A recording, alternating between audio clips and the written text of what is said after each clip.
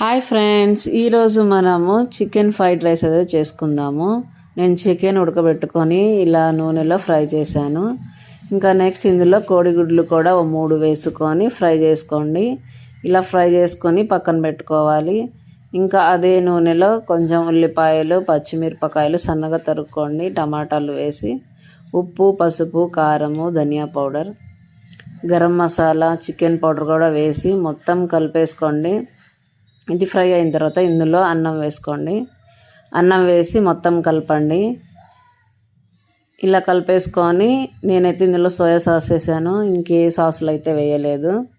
ఇంకా ఫ్రై చేసుకున్న chicken, egg కలిపేసి అన్నంలో ఫైనల్గా కొత్తిమీర వేసుకొని మొత్తం కలుపుకోండి. చికెన్ ఫ్రైడ్ రైస్ అయితే రెడీ అయిపోయింది. టేస్టీ గుమగుమలాడే చికెన్ ఫ్రైడ్ రైస్. నచ్చితే లైక్ చేసి సబ్స్క్రైబ్ చేసుకోండి. బాయ్ ఫ్రెండ్స్ అందరికీ.